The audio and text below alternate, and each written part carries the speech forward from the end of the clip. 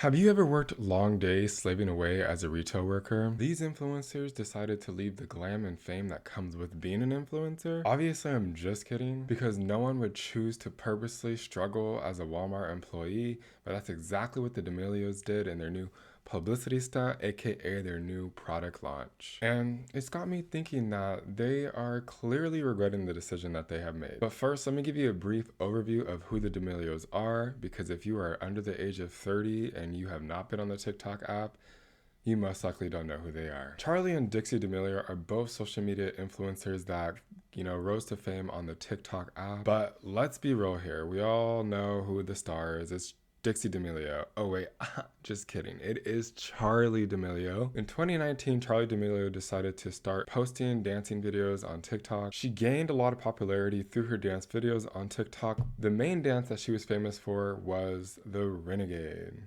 Do you guys remember the Renegade?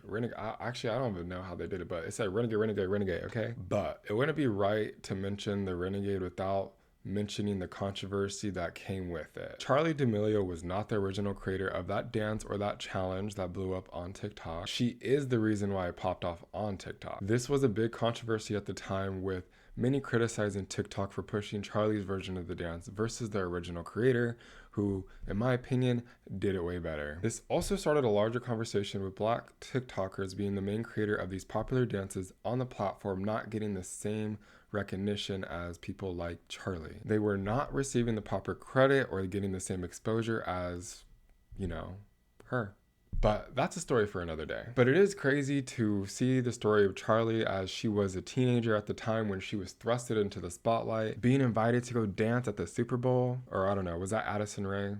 Don't really care. But she was at a point, and I think it's still the most followed person on TikTok, reaching 150 million followers. And she has over 10 billion likes. Charlie was really smart about this, and she used this to her advantage and helped her family create a money-making empire based off their likeness. TikTok changed their life so much that now they're mingling with A-list celebrities like Jennifer Lopez, Lil Nas X, and even Black Bear. Some consider them the first family in TikTok, aka TikTok royalty. And Dixie became famous for riding her sister's coattail. Alright, I'm just kidding, but actually I'm not really kidding. If you really want a bio on Dixie D'Amelio, you can just also say that she made TikTok videos as well, but after her sister blew up. So you can say, I guess she's famous for also making TikToks. So the reason why we're talking about the D'Amelios today is because they're being blasted all over social media and traditional news outlets because of their insensitive take cosplaying as a Walmart employee. In the video, they can be seen dancing around Walmart, pretending to ring up items, and then eventually discovering the popcorn that they are dropping inside Walmart. Like, product dropping, okay? It's a product drop. After watching these TikToks, to me, it doesn't seem like a big deal, only because if that was a regular person doing what they were doing, it would not have been an issue, but they are famous to the degree of the D'Amelios. Technically now, probably B-list celebrities. I wouldn't call them A-list celebrities, but they're mingling with A-list celebrities, so maybe they are A-list. But the issue that people are having with the D'Amelios is basically just because they dressed up as Walmart employees to promote their product. Let's watch the video so you guys get an idea of what I am trying to.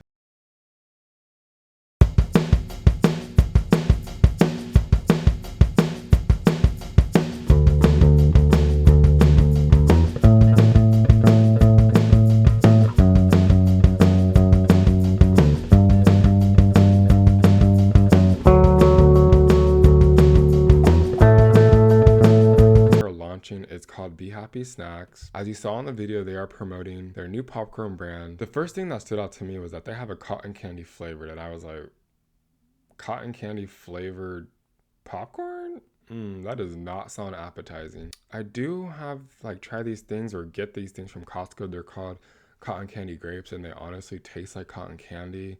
But that's a nice sweet fruit type of thing. I just don't know how that would taste as popcorn, but maybe someone will like it. The other flavors that they are dropping are maple bacon, Parmesan garlic, and nice spice, which honestly those flavors are normal and sound normal for a popcorn brand. But again, I just still don't know about that cotton candy flavor. It's just a little sus to me. But let me know in the comments which one you feel like will taste the best. Let me know what you think about the packaging, because honestly I think they nailed it with the aesthetic, But back to the drama. This is why people are saying that they're out of touch and they're being insensitive to minimum wage workers who work at Walmart to pay their bills. They definitely don't get paid enough to live a lavish lifestyle, and they're not able to launch a product within Walmart that will initially make them even more wealthy than they already are. For comparison, the average Walmart worker in the United States makes $11.75 per hour, while Charlie is worth $17.5 million as one of the highest paid influencers on TikTok. Do I have to do the math, or are you seeing where this is going? No wonder why people are upset, and this is becoming such a big issue. So many people are commenting and speaking out against them because they're role playing as the average person. But let's look at some comments to see how people are responding to this and what they are saying about the D'Amelio sisters, low-key dragging them deceased. Like, honestly. The first comment says, so weird to see people have fun role playing the working class. LOL. Hold up though, don't come for me, because I was a fireman for Halloween, and I think that qualifies as role playing as the average person, average worker, the working class. But the difference is that I'm still a poor ass working class American that works a shitty ass job. So am I mad? No, I'm still not mad. So how about you subscribe so I can continue making ends meet by doing something that I love? No, really, subscribe, I'll wait.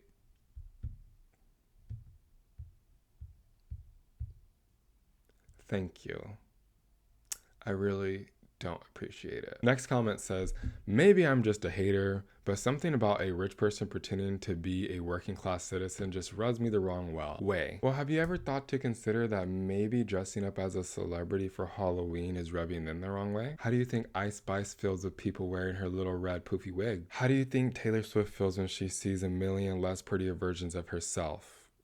Probably not that good. Maybe even offended. Next comment says, I feel like this is a mockery of working class jobs, but okay. All these comments are understandable, and I get why people are so upset. But still, while being upset at the influencer is justified, I think a little bit of this anger is misplaced, and we should be placing some of this hate on the organization itself. Walmart is one of the most profitable companies in the world, and they are the ones paying their workers an average of $11.75. Do you see where I'm going here? Do you see the issue? Walmart can clearly pay their workers more than they earn. Let me just start by saying I got my degree in entrepreneurship, and one thing that they say and is in my textbook is that the average worker that works for these companies are worth a lot more than they are getting paid. Because if they were paid based off their value, they would be making a lot more money, because you know what? The company doesn't run without its employees. Walmart employs about 1% of the US population, which may not seem like a whole lot, but I did say the whole United States population, which is literally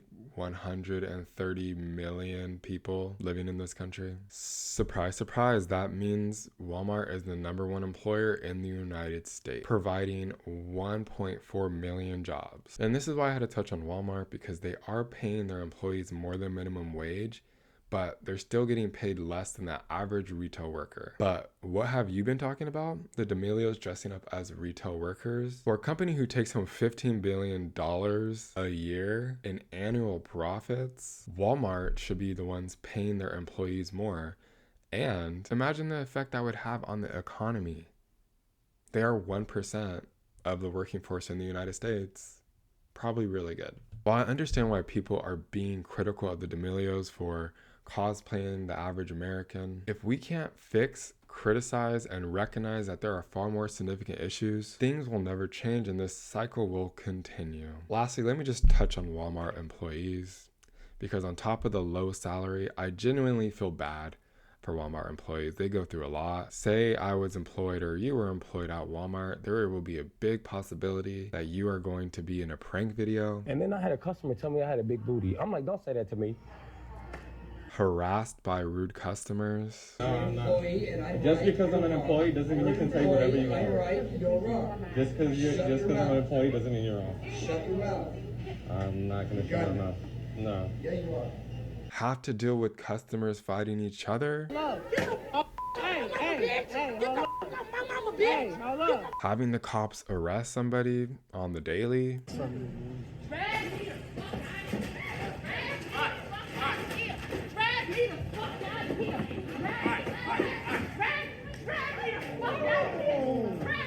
Or witness kids tantrum as they beat up their mom because they didn't buy them the stuffed animal or the candy that they wanted. Hey, stop it.